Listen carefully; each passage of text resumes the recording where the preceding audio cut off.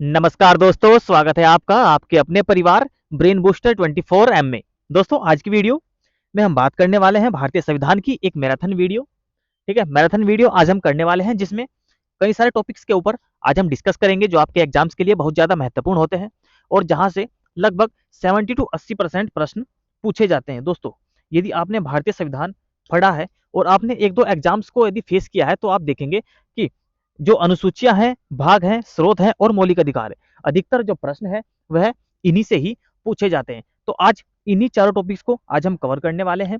तो दोस्तों, आज थोड़ा सा आपको पेशेंस रखना है, धैर्य बना के रखना है, क्योंकि वीडियो जो है आज थोड़ी सी लंबी होने वाली है, क्योंकि आपके लिए आज एक मैराथन क्लास आप इसे समझ लीजिए कि आज होने वाली है, जिसमें आप इन्हें थोड़ा सा डिटेल में भी जानेंगे और थोड़ा सा हम जो मेन टॉपिक्स हैं उन्हें पढ़ेंगे। बाकी ज़्यादा एक्स्ट्रा जो चीज़ें हैं जिससे हमारा कोई लेना देना नहीं है, जो एग्जाम्स में नहीं पूछी जाती है या बहुत कम पूछी जाती है, ठीक है, उनसे हम थोड़ा सा बचने की कोशिश करेंगे। बाकी जो मोस्ट इंपॉर्टेंट चीज़ें हैं जो अक्सर पूछी जाती हैं एग्जाम्स में, वो हम सभी के सभी कवर करने वाले हैं। तो दोस्तों, आज की वीडियो आपके लिए बहुत ज़्यादा महत्वपूर्ण होगी और मैं उम्मीद करूंगा कि वीडियो आपको बहुत ज़्यादा पसंद भी आएगी। देखिए दोस्तों, मैं आपसे ये नहीं बोल रहा, आज मैं आपसे नहीं कहूँगा कि आप चैनल को सब्सक्राइब करें या लाइक करें, शेयर करें, जो आपका मन है कीजिए। लेकिन आज मैं ये ज़रूर कहूँगा कि आप इस वीडियो को अंत तक ज़रूर देखें, क्योंकि इस वीडियो में यदि आपने अंत तक देख लिया तो आज आप 3-4 टॉपिक आपके कंप्लीट हो जाएंगे और यहाँ से फिर कुछ भी प्रश्न बन जाए वह आपसे नहीं छूटेगा, वह प्रश्न आपको नंबर देकर ही जाएगा। तो दोस्तों, मैं उम्मीद करता हूँ वीडियो आपको पसंद आएगी। तो चलिए शुरू करते हैं। देखिए, आज आप क्या सीखने वाले हैं इस वीडियो के अंदर। आप भारत की जो संविधान है उसमें जो अनुसूचियां दी गई हैं उन अनुसूचियों को सीखेंगे। उसके भाग, भारतीय संविधान के टोटल भाग है, उन्हें हम जानेंगे। इसके बाद स्रोत क्या है और मौलिक अधिकार क्या है। तो एक एक करके अब हम इन सब को देखना शुरू करते हैं। चलिए देखिए, भारतीय संविधान, यदि हम अनुसूचियों की बात करें, यदि प्रश्न ये पूछे जाए कि भारतीय संविधान में जो मूल रूप से कितनी अनुसूची थी, तो क्या कहेंगे आप? जो मूल रूप से 8 अनुसूचियां थी जो हमने यहाँ पर दी हुई है, मूल रूप से 8 थी। अभी कितनी हो गई हैं? अभी हो चुकी हैं 12। 12 कैसे? क्योंकि जो 4 अनुसूची हैं वह इसमें और जोड़ी गई है। कौन कौन सी? अनुसूची 9, अनुसूची 10, अनुसूची 11 और अनुसूची 12। अनुसूची जो 9 है पहले संविधान संशोधन के तहत जोड़ी गई। देखिए, मैं थोड़ा सा आपको यहीं पर एक ओवरव्यू दे देता हूं ताकि आपको और अच्छे से समझ में आ जाए। जो अनुसूची 9 है, ये आपका जो पहला संविधान संशोधन होता है 1951 में, 1951 में, इसके तहत इसे जोड़ा गया। ठीक है, पहला संविधान संशोधन 1951, इसमें 9वीं अनुसूची को जोड़ा गया।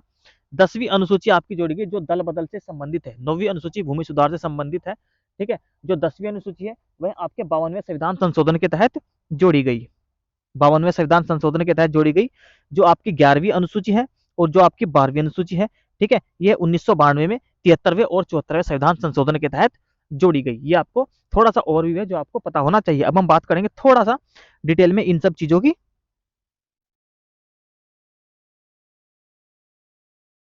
देखिए, मूल रूप से संविधान में तो 8 अनुसूचियां उपस्थित थी, लेकिन वर्तमान में संख्या कितनी है? 12। ये भी पूछा जाता है कि मूल रूप से कितनी है और वर्तमान में कितनी है।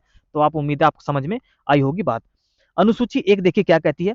राज्यों और संघ राज्य क्षेत्रों का विवरण, यानी कि भारत में जो राज्य हैं और जो संघ राज्य क्षेत्र यानी कि जो यूटीएस हैं, वो उनका वर्णन कहाँ दिया हुआ है? अनुसूची 1 में दिया हुआ है। यानी कि कहने का मतलब यह है, यदि प्रश्न ये बने कि भारत के जो 28 राज्य हैं और 8 जो केंद्र शासित प्रदेश हैं, इनका वर्णन किस अनुसूची में दिया गया है? तो आप क्या कहेंगे? पहली अनुसूची में इसका वर्णन दिया गया है।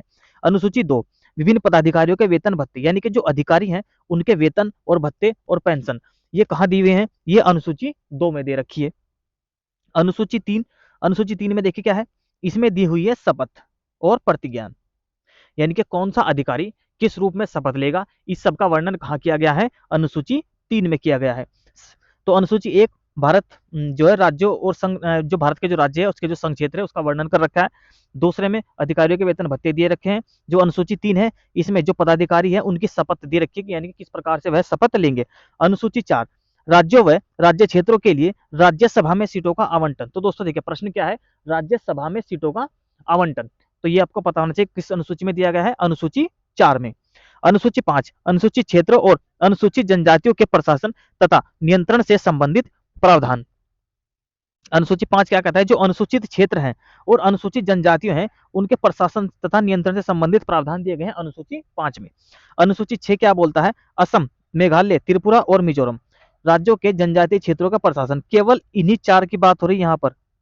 प्रश्न पूछा जा सकता है असम, त्रिपुरा, मेघालय और मिजोरम का वर्णन किस अनुसूची में है, तो आप क्या कहेंगे, ये छठी अनुसूची में है। आप इसे ऐसे याद कर सकते हैं, ए टीम एम स्क्वायर माइनस मणि। देखिए यानी कि मणिपुर इसमें शामिल नहीं है, कंफ्यूजन करने के लिए वह सबसे पहले मणिपुर को ही देता है, तो आप याद रखना मणिपुर नहीं है, इसमें आपका असम है, त्रिपुरा है, मेघालय है और मिजोरम है।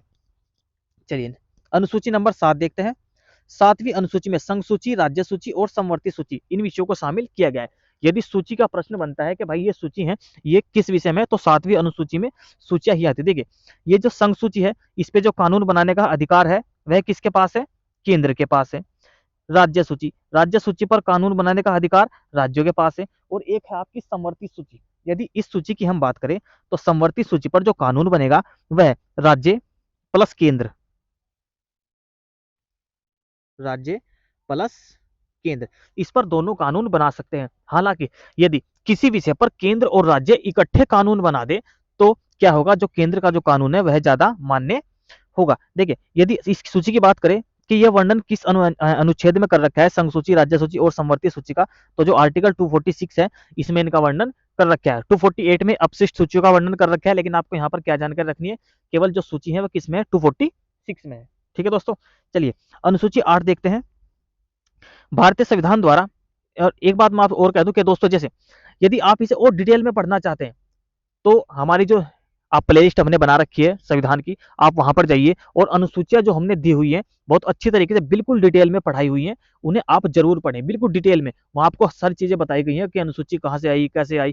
क्योंकि हमें आज एक लंबी सी मैराथन वीडियो बनानी है, तो हमने जो मेन मेन पॉइंट है केवल वही इसमें लिए हैं। चलिए अनुसूची 8, भारतीय संविधान द्वारा मान्यता प्राप्त भाषाओं, यानी कि 8 में क्या है, जो हमारी राजभाषा है उसे अनुसूची 8 में वर्णन उसका किया हुआ है। अभी इसमें कितनी भाषाएं हैं, 22 भाषा। स्टार्टिंग में कितनी थी, यानी कि मूल रूप से कितनी थी, 14 थी।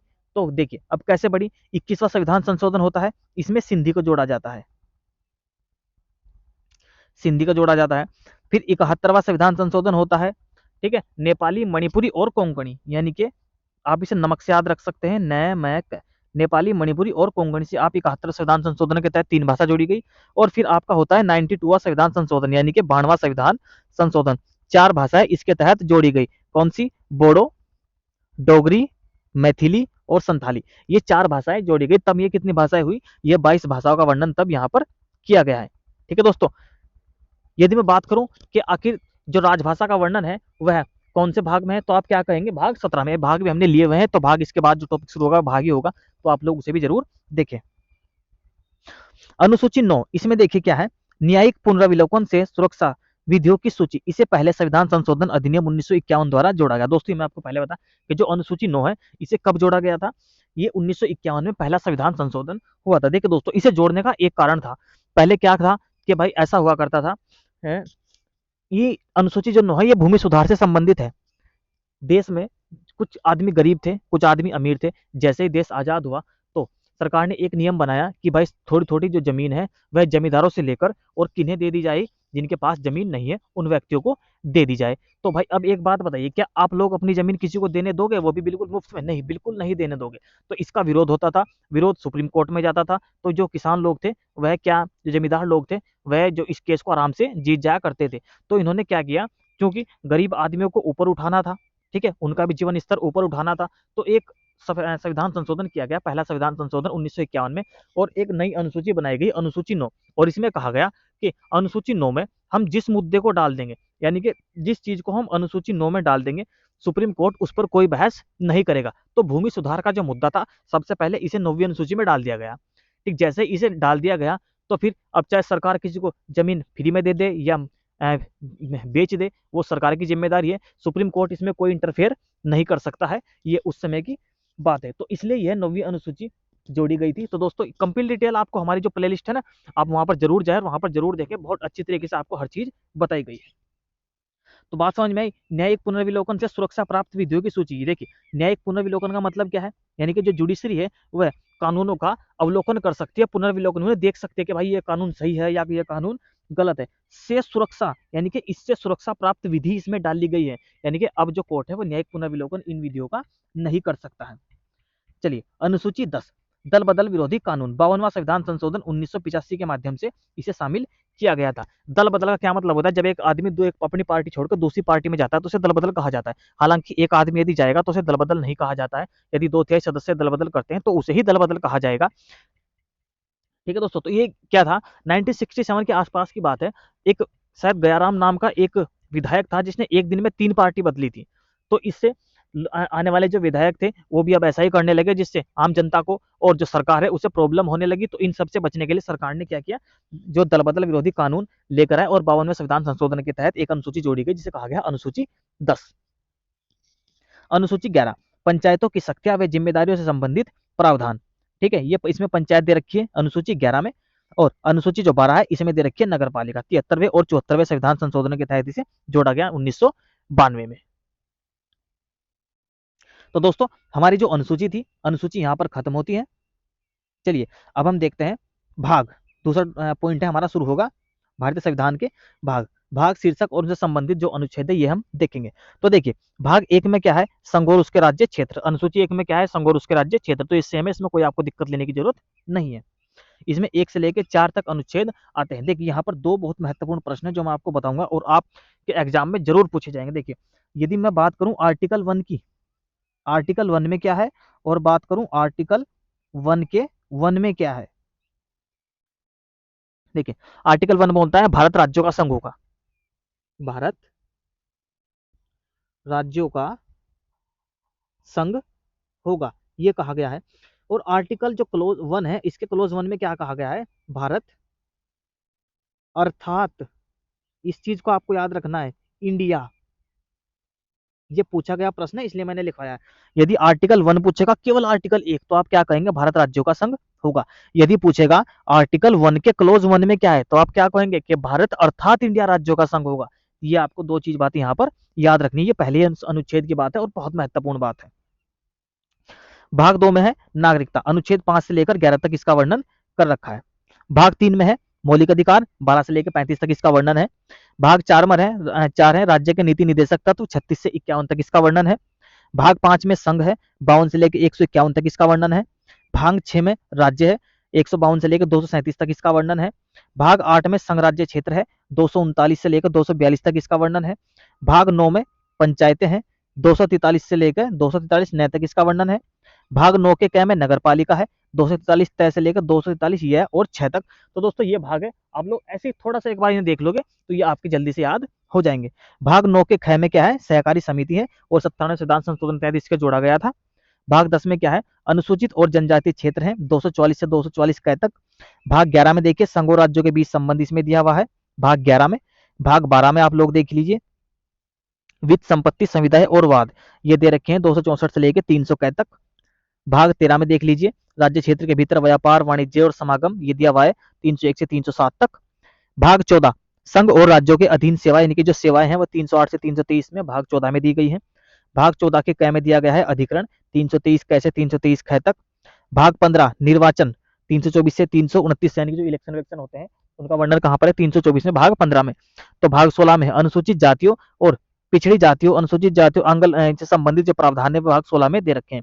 भाग 17 में क्या दिया हुआ है, राजभाषा 343 से लेकर 351 तक। भाग 18 में दिया हुआ है आपात उपबंध, यानी कि 352 से लेकर 360 तक। भाग 19 में दिया है प्रकीर्ण 361 से लेकर 367 तक। भाग 20 में दिया हुआ है संविधान का संशोधन अनुच्छेद 368 तक। भाग 21 अस्थायी संक्रमणकालीन और विशेष उपबंध दे रखे हैं 369 से लेकर 392 तक। और भाग 22 जो अंतिमवा है, संविधान का जो संक्षिप्त नाम है वह दे रखा है भाग 22 में 393 से लेकर 395 तक। तो दोस्तों ये आपके भाग थे। भाग थोड़ा सा मैंने जल्दी आपको इसलिए पढ़ाए हैं क्योंकि जो भाग से जो प्रश्न पूछे जाते हैं मैं आपको इंपोर्टेंट आर्टिकल इंपोर्टेंट बताता हूँ कौन कौन सा भाग इंपोर्टेंट है। देखिए आपको याद होना चाहिए संविधान का भाग 20 संविधान का संशोधन, भाग आपको 18 आपात उपबंध, भाग 17 राजभाषा, ये आपको पता होने चाहिए। इसके साथ में देखिए पहला भाग आपको पता होना चाहिए, दूसरा, तीसरा, चौथा, पांचवा, यहां तक आपको पता होने चाहिए। और 4 का क जो मौलिक कर्तव्य है ये भी आपको पता होने चाहिए। इसके बाद आप लोग देखिए भाग 11 आपको पता होना चाहिए, भाग 12 आपको पता होना चाहिए, भाग 15 आपको पता होना चाहिए, भाग 17, भाग 18 और 19, चलिए ये तो बाद के जो है इंपॉर्टेंट है, ये आपको पता होने चाहिए। ये तो कम से कम आपको भाग सारे के सारे इन भागों की इन्फॉर्मेशन या नॉलेज आपको होनी चाहिए। तो दोस्तों भाग के बारे में इतनी इन्फॉर्मेशन थी। अब हम थोड़ा सा और आगे चलते हैं। स्रोत, भारतीय संविधान के स्रोत। देखिए दोस्तों, कुछ आदमी ये कहते हैं कि भारत का जो संविधान है वह एक चेपी कार्य था। ये यूपीएससी में पूछा गया प्रश्न है कि भारतीय संविधान एक चेपी कार्य है, तो आप इसके बारे में क्या कहेंगे? देखिए, चेपी कार्य कुछ नहीं। यदि कोई चीज अच्छी है और हमें दूसरे देशों से उसे ग्रहण करना है या किसी अन्य व्यक्ति से उसे ग्रहण करना है, तो फिर हम उसे ये नहीं कहेंगे कि भाई हम चेपी कार्य है। क्यों? क्योंकि अच्छाई, हम उस व्यक्ति की अच्छाई को हमने ग्रहण किया है, तो आप इसे ये नहीं कहेंगे कि हम उसे कॉपी कर रहे हैं। जी नहीं। ठीक है। जिससे हमारा समाज चलता है, जिससे हमारे देश की जो स्थिति है वह सुदृढ़ होती है, यदि ऐसी चीजें हमें दूसरे देशों से ग्रहण करनी पड़ रही है, तो आप इसे गलत बिल्कुल मत समझना। ये क्या है, बिल्कुल सही है। चलिए दोस्तों देखते हैं भारतीय संविधान के स्रोत। तो भारत शासन अधिनियम 1935, सबसे पहले हम यही देखेंगे। जो संघात्मक व्यवस्था थी, ये भारत शासन अधिनियम 1935 में दे रखी है। न्यायपालिका का ढांचा, लोक सेवा आयोग, राज्यपाल का कार्यकाल और आपातकालीन उपबंध, ये भारत शासन अधिनियम 1935 में दिए हुए हैं। इसके अलावा एक खास बात हो, मैंने आपको अनुसूची पढ़ाई है, अनुसूची में आपको मैंने सूची बताई है, राज्य सूची, संघ सूची, समवर्ती सूची, तो ये 1935 के अधिनियम से ही आई गई है। तो एक बार फिर देखिए, संघात्मक व्यवस्था, न्यायपालिका का ढांचा, लोक सेवा आयोग, राज्यपाल का कार्यकाल और आपातकालीन उपबंध, ये कहाँ दे रखे हैं? भारत शासन अधिनियम 1935 में दिए गए हैं।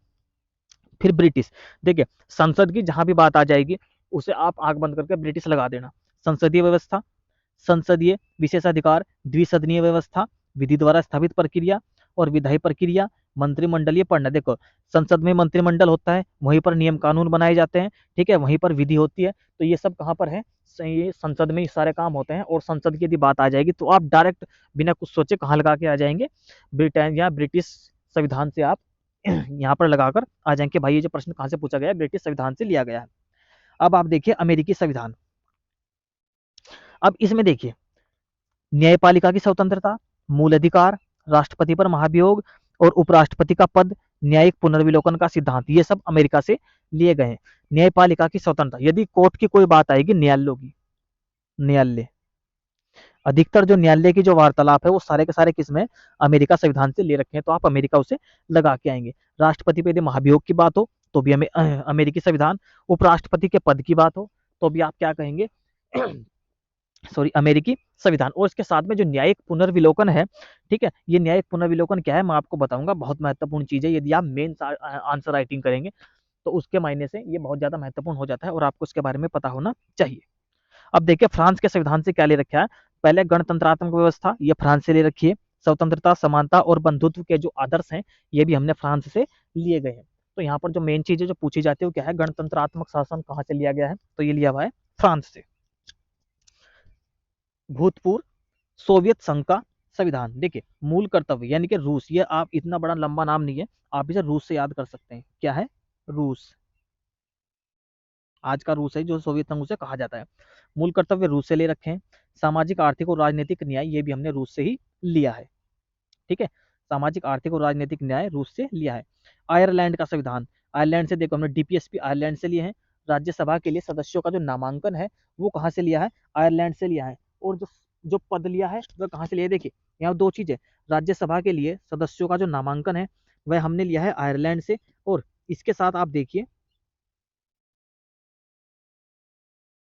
एक सेकेंड, हाँ चलिए, उपराष्ट्रपति का पद है। चलो नेक्स्ट देखते हैं। जो फिर राष्ट्रपति की जो निर्वाचन पद्धति है वो कहाँ से हमने ली है? वह भी आयरलैंड से ली है। ऑस्ट्रेलिया का संविधान, संसद के दोनों सदनों की जो संयुक्त बैठक होगी, ये भी ऑस्ट्रेलिया के संविधान से ली गई है। समवर्ती सूची का उपबंध, ये ऑस्ट्रेलिया से लिया गया है। व्यापार, वाणिज्य और समागम की स्वतंत्रता, ये भी हमने ऑस्ट्रेलिया से ही ली है। ठीक, इसके साथ में जो आपकी भाषा दे रखी है, प्रस्तावना की जो भाषा है, वह भी हमने ऑस्ट्रेलिया के संविधान से ही ली है। दोस्तों वीडियो थोड़ी लंबी हो जाती है, वरना हम प्रस्तावना को भी इसी में ही इंक्लूड कर देते, लेकिन अगली वीडियो जो हमारी आएगी उसमें हम आपको प्रस्तावना कराएंगे। प्रस्तावना के साथ में ही आपका जो संविधान सभा बनी थी, संविधान सभा के बारे में कंप्लीट डिटेल्स आपको कराएंगे। और जो राज्य के नीति निर्देशक तत्व हैं उनकी जानकारी हम साथ साथ में चलेंगे लेकर। तो चलिए थोड़ा सा आगे बढ़ते हैं। तो ये थे आपके स्रोत, कौन सी, ये हमने क्या चीज कहाँ से ले रखी है। अब थोड़ा सा आप लोग आगे बढ़िए, अब हम जानेंगे मौलिक अधिकार के बारे में। चलिए, मौलिक अधिकार क्या है? सबसे पहले तो आपको यही पता होना चाहिए भाई आखिर मौलिक अधिकार है क्या। मौलिक अधिकार भारत के संविधान में निहित बुनियादी मानव अधिकार हैं जिनकी गारंटी सभी नागरिकों को दी गई है। इन्हें जाति, धर्म, लिंग आदि के आधार पर भेदभाव किए बिना लागू किया जाता है। गौरतलब है कि मौलिक अधिकार कुछ शर्तों के अधीन अदालतों द्वारा लागू किए जा सकते हैं। तो ये क्या है? मौलिक अधिकार हैं आपके, यानी कि कुछ आपको ऐसे अधिकार दे रखे हैं जिनसे आप देश में घूम सकते हैं, किसी के साथ बात कर सकते हैं, कहीं खड़े हो सकते हैं। ठीक है, ये अधिकार है, इन्हें आपसे कोई नहीं छीन सकता है। ठीक है, और आपके जो मौलिक अधिकार हैं, एक क्या है, आप इनका त्याग नहीं कर सकते हैं। यदि आप ये कहें कि भाई मैं अपने मौलिक अधिकार का त्याग करता हूँ, जी नहीं, आप अपने मौलिक अधिकारों का त्याग नहीं कर सकते हैं। देखो, इन्हें दो कारणों से मौलिक अधिकार कहा जाता है। क्यों? क्योंकि ये संविधान में निहित है और उन्हें गारंटी देता है। दूसरा, वह न्याय योग्य है, उल्लंघन के मामले में कोई व्यक्ति अदालत का दरवाजा खटखटा सकता है। तो इसी वजह से इन्हें क्या कहा गया है कि भाई ये मौलिक अधिकार है। पहला क्या कहा कि संविधान में निहित है। भारतीय संविधान में जिस चीज का वर्णन दे रखा है, एक तो वह संवैधानिक है, ठीक, और वह दूसरा क्या है कि वह वाद योग्य, न्याय योग्य होती है। जैसे डीपीएसपी है, डीपीएसपी वाद योग्य नहीं है, उन्हें आप क्या कर सकते हैं, उन्हें लेकर आप सुप्रीम कोर्ट में नहीं जा सकते कि भाई ये हमारे मौलिक अधिकारों का हनन हो रहा है। लेकिन यदि मौलिक अधिकारों में कुछ ऐसी बात हो जाती है कि आपको लगता है कि भाई ये हमारे मौलिक अधिकारों का हनन है, तो आप सीधे सुप्रीम कोर्ट या हाई कोर्ट, सुप्रीम कोर्ट आप जा सकते हैं सुप्रीम कोर्ट लेकर, इन्हें कोई दिक्कत वाली बात यहाँ पर नहीं है। ये वाद योग्य है, अदालत द्वारा परिवर्तनीय है, तो आप ये चीज भी समझ सकते हैं। अब देखिए, भारतीय संविधान में जो मौलिक अधिकार है वो कितने हैं? पहले मौलिक अधिकार 7 थे। एक संपत्ति का अधिकार था, उसे हटा दिया गया, और अब कितने बचे मौलिक अधिकार? 6। संपत्ति का अधिकार अब कहाँ पहुंचा दिया गया है? उसे क्या बना दिया गया है? अब कानूनी अधिकार वह बना दिया गया है, 300 कायम में उसे रख दिया गया है। देखिए, जो 6 मौलिक अधिकार है, अब उनके बारे में देखिए। समानता का अधिकार, स्वतंत्रता का अधिकार, अनुच्छेद 19 से 22, 23-24 में शोषण के विरुद्ध अधिकार, 25 से 28 धार्मिक स्वतंत्रता का अधिकार, 29 से 30 सांस्कृतिक एवं शैक्षिक अधिकार, और संवैधानिक उपचारों का अधिकार, अनुच्छेद 32। संपत्ति का अधिकार मौलिक अधिकार क्यों नहीं? भारतीय संविधान में एक और मौलिक अधिकार था, संपत्ति का अधिकार। इसे 44वें संविधान संशोधन द्वारा मौलिक अधिकारों की सूची से हटा दिया गया। किस संविधान संशोधन के तहत? 44वें संविधान संशोधन के तहत मौलिक अधिकार की सूची से टाटा बाय बाय कर दिया। ऐसा इसलिए था क्योंकि यह अधिकार समाजवाद के लक्ष्य को प्राप्त करने और लोगों के बीच धन संपत्ति का न्याय संगत रूप से वितरित करने की दिशा में बाधा साबित हुआ। देखिए दोस्तों, मैंने आपसे क्या कहा था, 9वीं जो अनुसूची बनाई गई थी उसका संबंध किस अनुच्छेद से था? जो यहाँ पर संपत्ति का जो अधिकार था उसका संबंध इससे था, क्योंकि ये पहले एक मौलिक अधिकार था। ठीक है, अब शायद आप उस चीज को अच्छे से समझ जाओ। संपत्ति का जो अधिकार था पहले एक मौलिक अधिकार था।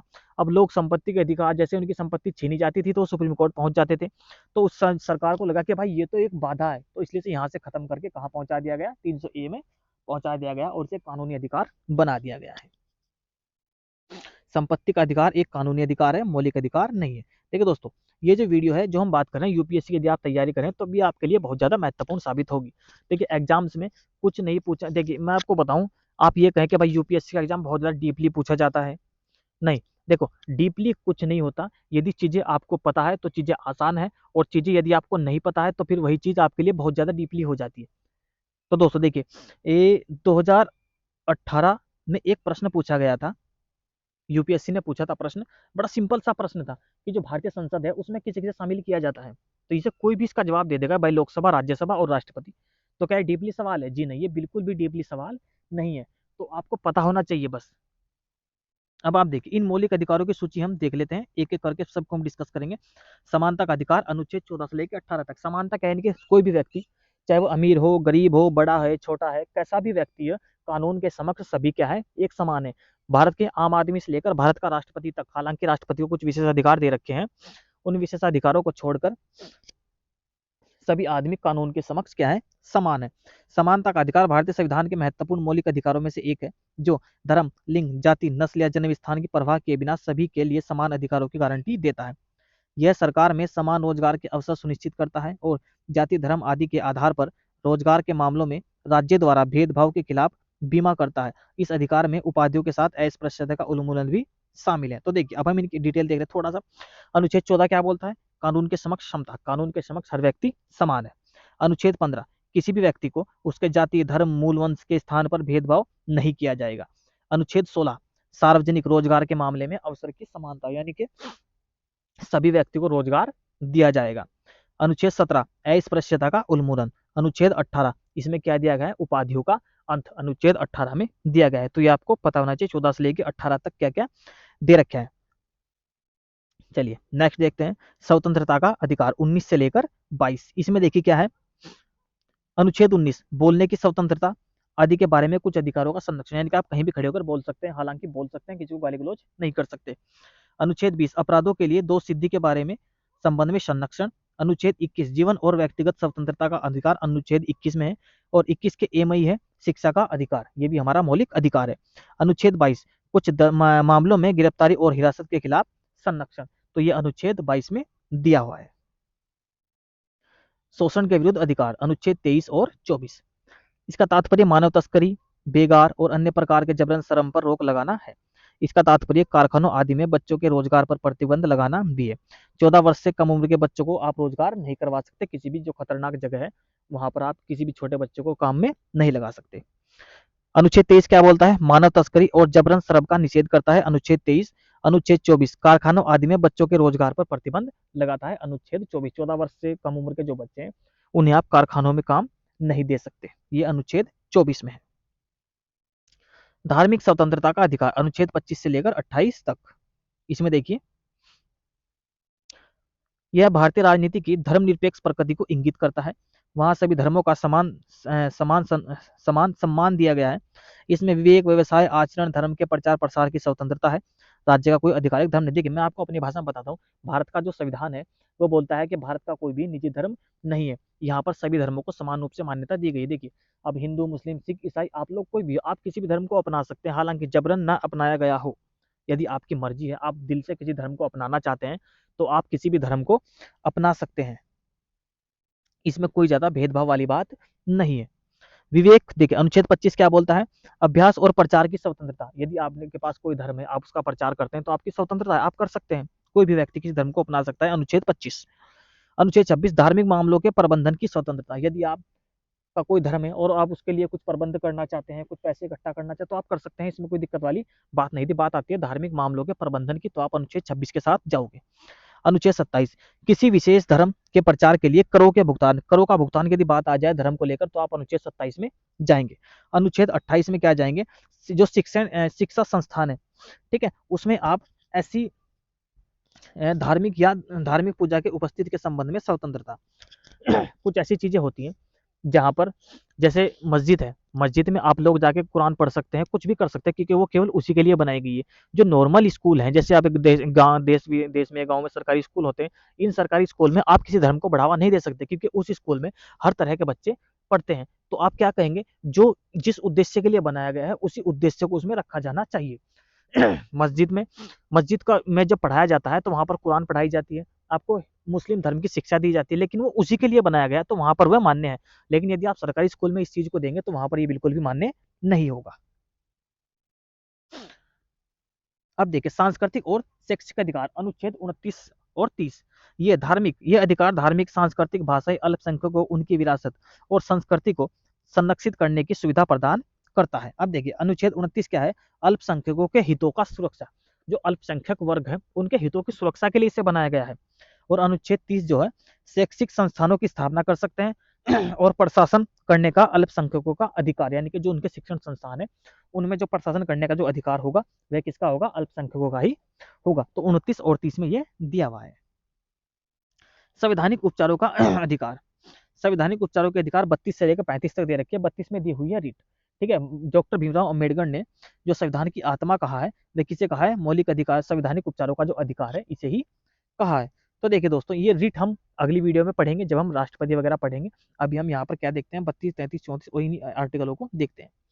यदि किसी प्रकार का कोई भी हनन होता है तो सुप्रीम कोर्ट जा सकते हैं, अनुच्छेद 32 में यही कहा गया है। तो फिर वो रिट जारी करती है, परमादेश करती है, उत्परीक्षण करती है, प्रतिषेध करती है, ठीक है, अधिकार पर्चा रिट करती है। ये कई सारे रिट है जिन्हें वे जारी करती है। बंदी प्रत्यक्षण करती है, 24 घंटे के अंदर यदि किसी व्यक्ति को गिरफ्तार किया जाता है पुलिस द्वारा तो 24 घंटे के अंदर उसे मजिस्ट्रेट के सामने पेश किया जाना है, ठीक है। परमादेश रिट क्या है, परमादेश में ये कहा जाता है कि आप किस अधिकार से, या उससे पूछा जाता है कि हम आदेश देते हैं, ठीक, ये है, हम आदेश देते हैं कि आप इस काम को इस तरीके से करें। एक होती है अधिकार पर्चा, यानी कि उससे अधिकार पूछा जाता है आप किस अधिकार से इस पोस्ट पर हैं। देखिए अनुच्छेद 32 अधिकारों को लागू करने के उपाय इसमें दे रखे हैं। अनुच्छेद 33 इसमें यदि बात देखिए आपको 33 और 34 इस तरह बात करनी है। अनुच्छेद 33 में बात आती है पुलिस की और अनुच्छेद 34 में बात आती है सेना की, बस आपको याद रखना है। इनके मौलिक अधिकारों की बात यदि आएगी तो अनुच्छेद 33 जाएगा पुलिस के साथ में, ठीक। और अनुच्छेद 34 जाएगा आर्मी के साथ में, आपकी सेना के साथ में। और 35 में इन्हें प्रभावी बनाने के लिए विधान यहाँ पर दे रखे हैं। तो बस ये आपको याद कर, देखिए आप इसे इस तरह पढ़ोगे, इस भाग द्वारा प्रदत्त अधिकारों को बलों आदि पर लागू करने के लिए संशोधित करने की संसद की शक्ति। सिंपल सी बात है, यदि मौलिक अधिकार में पुलिस की बात आती है, मौलिक अधिकार में पुलिस से संबंधित कोई प्रश्न पूछा जाता है कि कहाँ पर उसके अधिकारों को निलंबित किया जा सकता है, तो आप अनुच्छेद 33 में जाएंगे। और सेना की यदि बात आएगी तो अनुच्छेद 34 में आप लोग जाएंगे। बस मौलिक अधिकारों की विशेषता देखिए, मौलिक अधिकार उनके लागू होने के तरीके सामान्य कानूनी अधिकारों से भिन्न होते हैं। यदि किसी कानूनी अधिकार का उल्लंघन होता है तो पीड़ित व्यक्ति निचले अधिकारों का दरकिनार कर सीधे सुप्रीम कोर्ट नहीं जा सकता, उससे पहले निचली अदालत से संपर्क करना चाहिए। कुछ मौलिक अधिकार सभी नागरिकों के लिए उपलब्ध हैं, जबकि बाकी सभी व्यक्ति, नागरिक और विदेशियों के लिए भी है। मौलिक अधिकार पूर्ण नहीं है, उनका उचित प्रतिबंध है, जिसका अर्थ है कि वे राज्य सुरक्षा, सार्वजनिक नैतिकता, शालीनता, विदेशी देशों के साथ मैत्रीपूर्ण संबंधों की शर्तों के अधीन है। वे न्याय संगत है। ठीक है, ये क्या है, न्याय संगत है, जिसका अर्थ है अदालतों द्वारा प्रवर्तनीय। यदि किसी प्रकार की कोई आपके साथ दुर्घटना होती है, आपके मौलिक अधिकार का हनन होता है, तो आप सीधे सुप्रीम कोर्ट जा सकते हैं, कोई दिक्कत वाली बात नहीं है। मौलिक अधिकारों को संसद द्वारा संवैधानिक संशोधन द्वारा संशोधित किया जा सकता है, लेकिन केवल तभी जब संविधान की मूल संरचना को नहीं बदला सकता है।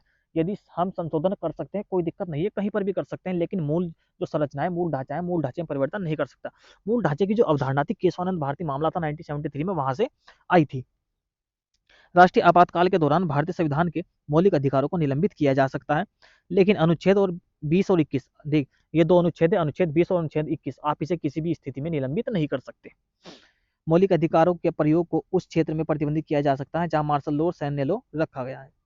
अब देखिए, ये 4 आर्टिकल है, ये बहुत प्रश्न पूछा जाता है कि कौन कौन से अधिकार हैं जो केवल भारतीय नागरिकों पर प्राप्त है। तो आप याद कर लेना, अनुच्छेद 15, 16, 19, 29 और 30।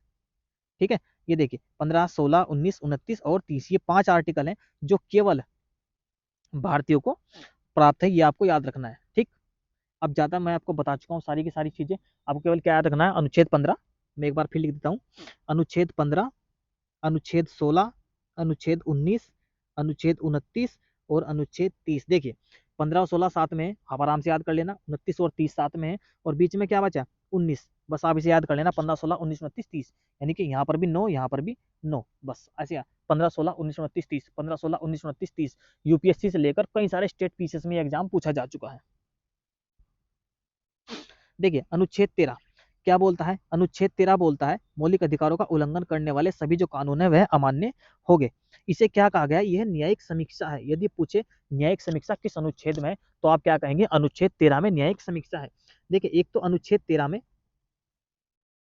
न्यायिक समीक्षा है, और यदि प्रश्न आए कि विधि शब्द की परिभाषा कहाँ दे रखी है, तो अनुच्छेद 13 में ही विधि शब्द की परिभाषा दी गई है, ये भी आपको याद रखना है। तो दोस्तों कैसे लग रही है वीडियो आपको, मैं उम्मीद करूंगा वीडियो कम से कम आज तो आपको वीडियो पसंद आ रही होगी, कम से कम 500 व्यू तो इस वीडियो पे मुझे चाहिए ही चाहिए।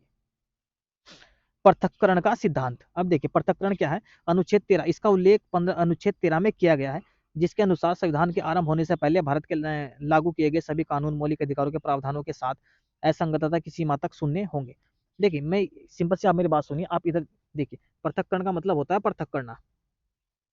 सपोज कीजिए मैंने एक ये रोटी बनाई ऐसी, इससे आप समझिए मैंने रोटी बनाई, ठीक है दोस्तों। अब इस रोटी में क्या हुआ कि ये रोटी थोड़ी सी एक साइड से जल गई, ठीक है।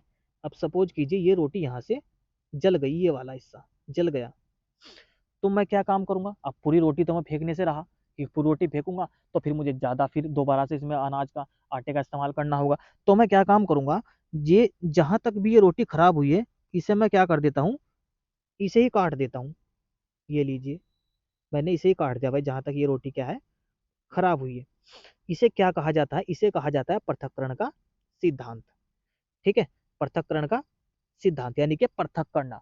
यदि कोई ऐसा कानून बना दिया जाता है और इस कानून के अंदर कोई ऐसी बात है जो किसी वर्ग को हानि पहुंचा रही है या किसी वर्ग के भावनाओं को ठेस पहुंचा रही है, तो सुप्रीम कोर्ट क्या करती है, उसी हिस्से को अलग कर देती है। इसको बोलते हैं पृथक्करण का सिद्धांत, जो अनुच्छेद 13 में दिया हुआ है। दोस्तों ये बात यदि आपको पसंद आई हो तो एक लाइक तो जरूर बनता है, और अपने एक दोस्त के पास आप जरूर शेयर करें प्लीज। अब देखिए ग्रहण का सिद्धांत, ग्रहण का मतलब क्या है, इस सिद्धांत में कहा गया है कि मौलिक अधिकारों का उल्लंघन करने वाला कोई भी कानून शुरू से ही शून्य नहीं है। बल्कि केवल गैर परिवर्तनीय है, यानी यह मर्त नहीं है बल्कि निष्क्रिय है, यानी कि उसे निष्क्रिय कर दिया जाता है। बस कहने का मतलब ये, इसका तात्पर्य है कि जब भी कोई मौलिक अधिकार जिसका कानून द्वारा उल्लंघन किया गया है या खत्म कर दिया गया है तो फिर से सक्रिय हो जाता है, पुनर्जीवित हो जाता है। ठीक है, ग्रहण का सिद्धांत कोई ऐसी चीज है, हमने कोई कानून बनाया, जैसे हमने एक रोटी का एग्जांपल लिया था, यदि बाद में हमें लगे कि भाई उस चीज में क्या है, दोबारा से उसे लेके आना चाहिए, तो फिर उसे ग्रहण कर लिया जाता है। ठीक है, इसको बोलते हैं ग्रहण का सिद्धांत। अब आपको इतना सारा पढ़ने की इसे जरूरत नहीं है। अब देखिए मौलिक अधिकार क्या है, ये कानूनी अधिकार है जो किसी देश के संविधान में निहित है। ये अधिकार व्यक्तियों के हितों की रक्षा करते हैं, सुरक्षा प्रदान करते हैं, नैतिक भावना एक दूसरे के साथ जोड़ते हैं। ठीक है दोस्तों, तो आज की वीडियो में हमने जो बात की है, आज की वीडियो में जो हमने सीखा है, ये 3-4 टॉपिक हैं जो आज हमने सीखे हैं, और उम्मीद करूंगा कि आपके समझ में भी आए होंगे। तो दोस्तों आप लोग 1-2 कमेंट जरूर कर दिया करें, हमें भी पता लगे कि आखिर हमारा जो पढ़ा रहे हैं वो कैसा हम पढ़ा रहे हैं, आपको पसंद आ रहा है या नहीं आ रहा है। तो 4 चीजें आपने सीखी, अनुसूची, भाग, स्रोत और मौलिक अधिकार। देखिए दोस्तों, अब हम क्या करेंगे, थोड़ी लंबी लंबी सी वीडियो बनाया करेंगे और बहुत सारी चीजें आपको एक ही वीडियो में दिया करेंगे, ताकि आपका जो रिवीजन है वो जल्दी से हो जाए। तो दोस्तों इसी के साथ आज की वीडियो को हम अपनी यही विराम देते हैं। धन्यवाद।